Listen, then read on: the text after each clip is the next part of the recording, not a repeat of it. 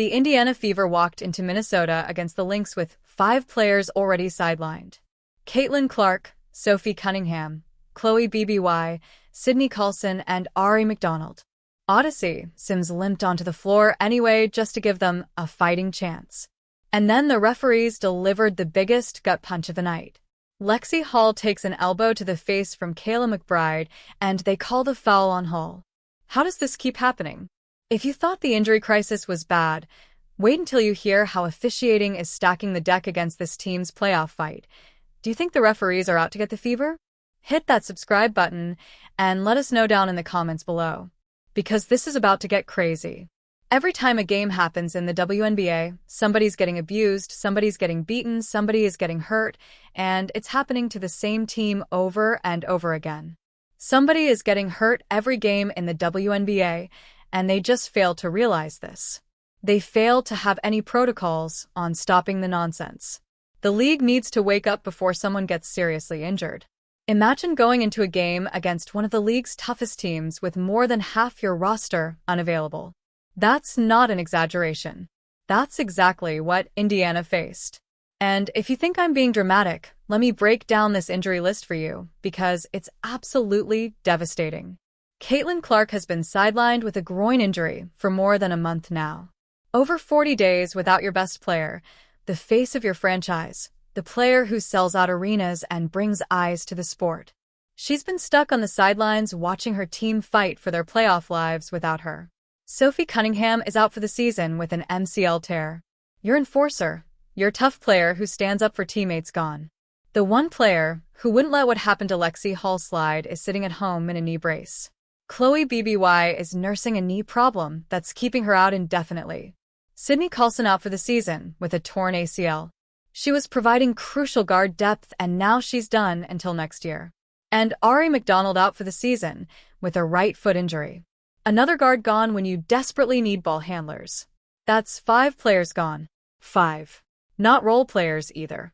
We're talking about starters and key rotation pieces. The Fever are missing more talent than some teams have on their entire bench.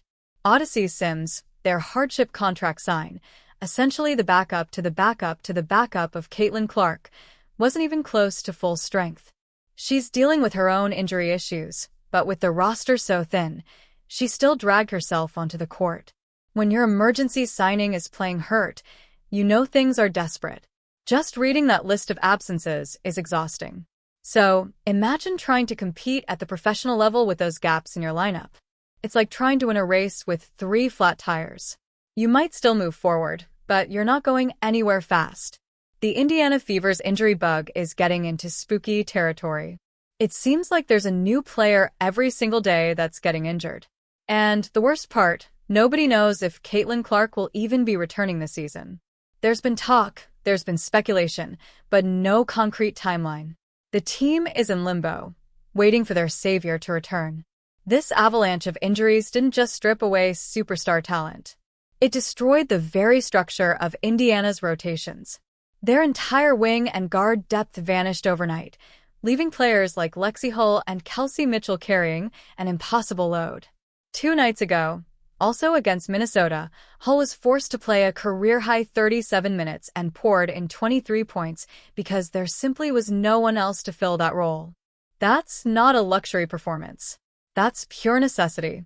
That's survival mode basketball. When you're relying on players to give you more than they ever have before, every possession feels like a mountain to climb. Don't get me wrong, Hull can definitely put up these numbers on any given night. But to ask heavy minutes from each of your starters because no one is left, that's not sustainable. That's a recipe for more injuries. After the game, Hull was asked about the workload. Her response was telling. She basically said, "Yeah, we're down people, so got to suck it up, play a little tired a few minutes, and take in those timeouts as best we can." That's the mentality of this team. No excuses, just fight through it. Kelsey Mitchell played 35 minutes that night, too. These aren't normal rotation patterns. These are desperation minutes from players who are being asked to do way more than their bodies can handle over a full season. The team's patchwork fixes have come in the form of hardship contracts, bodies signed on the fly just to keep them afloat. They barely unpacked their bags before being thrown into the rotation. Odyssey Sims, battling her own injuries, was somehow expected to steady the team. Aerial Powers was another late addition, thrown directly into major minutes without the benefit of real chemistry with her teammates. Shaw Petty joined the chaos just days before crucial games. All three of them were handed crucial roles with no time to prepare, no rhythm built, and yet were immediately forced into the fire. It's hard to describe how brutal that is to a team's cohesion. It creates a group of players who are trying to build chemistry in real time while opponents exploit every weakness. Coach Stephanie White addressed this after practice, saying they've had 3 new players in just a matter of days. 2 of them are point guards, which helps, but building chemistry takes time they don't have. She talked about trying to put players in positions to use their instincts, because there's no time to teach complex plays. Even head coach Stephanie White admitted the physicality Indiana faced was different than what they could handle with this shorthanded roster.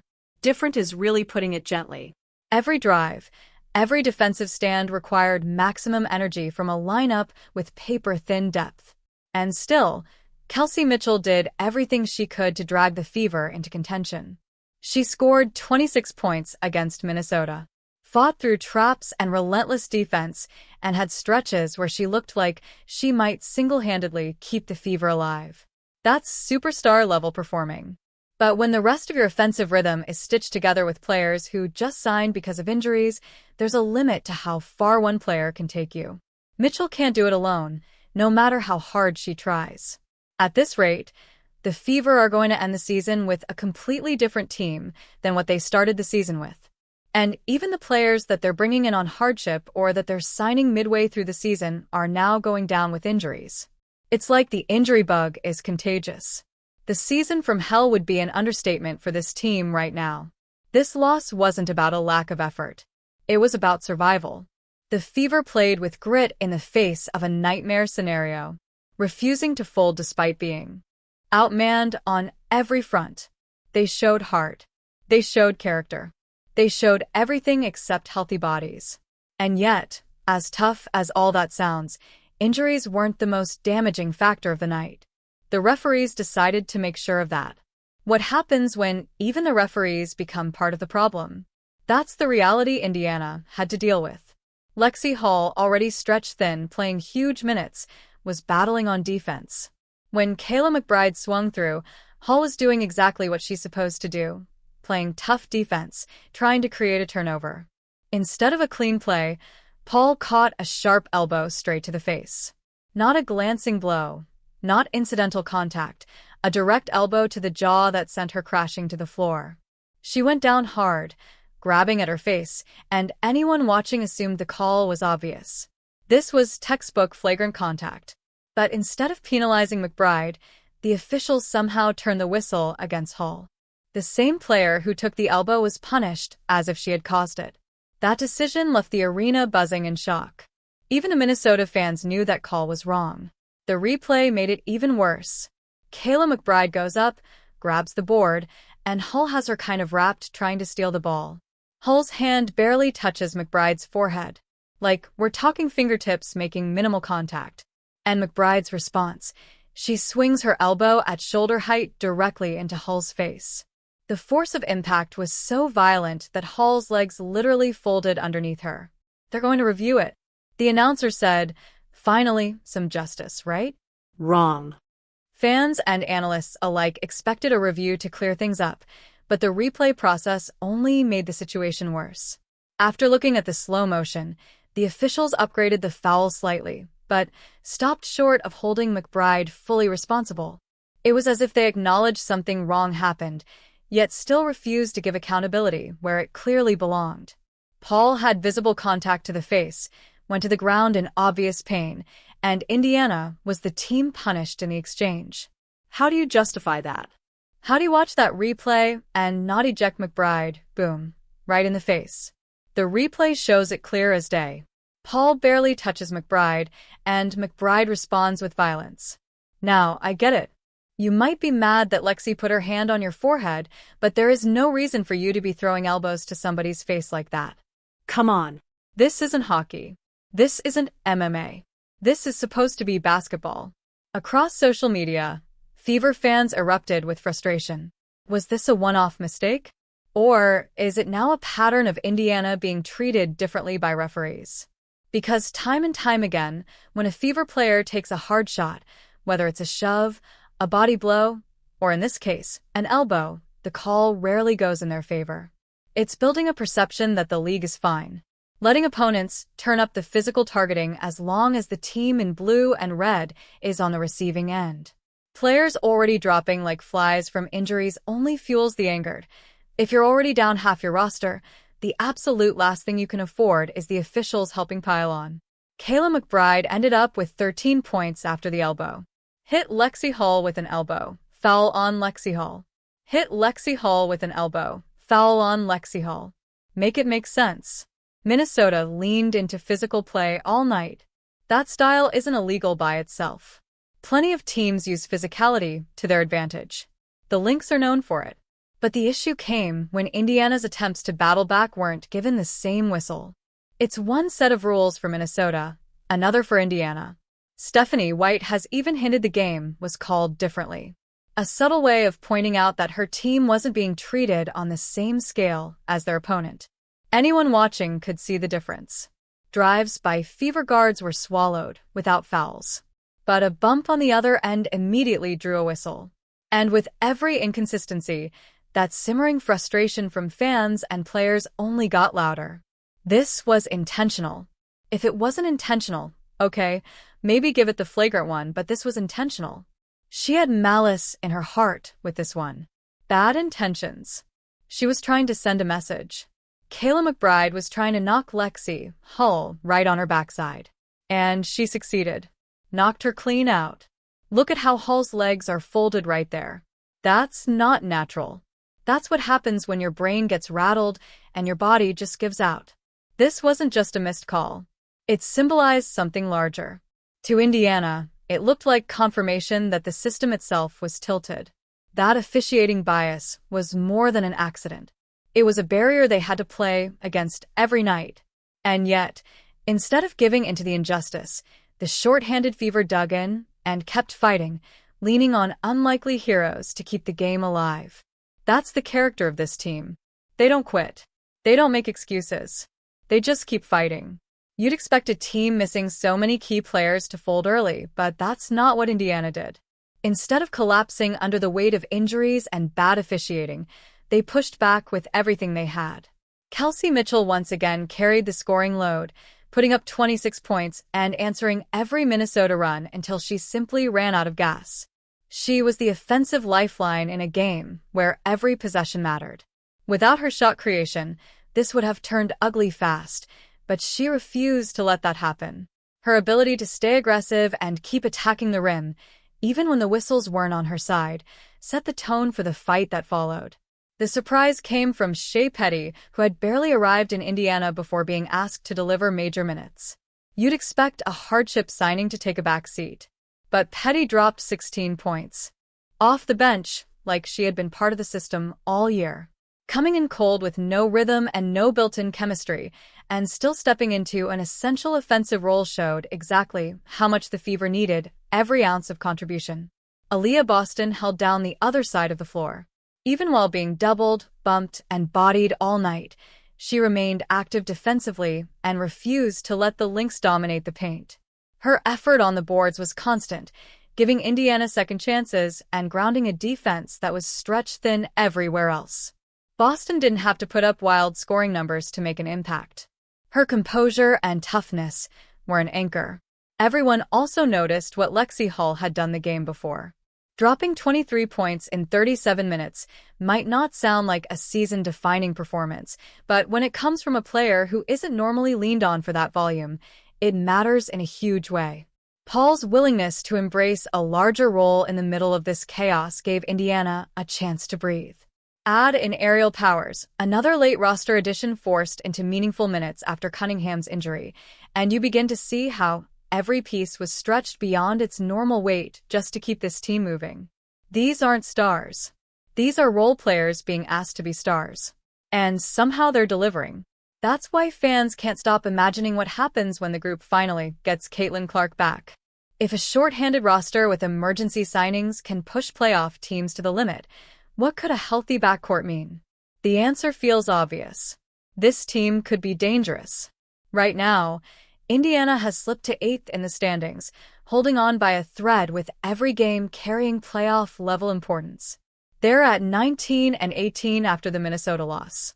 That's just a one-game cushion on the Sparks, and there are only 7 games left to play. Their spirit refuses to die, but everyone knows there's one player who can truly change the future. And that's why all attention shifts to the biggest question. When does Caitlin Clark return? There's only one person who can pull the Fever out of this disaster, and fans just saw her back on the practice court. Well, kind of. Caitlin Clark showed up in Minnesota, not cleared to play yet, but finally moving with her teammates again.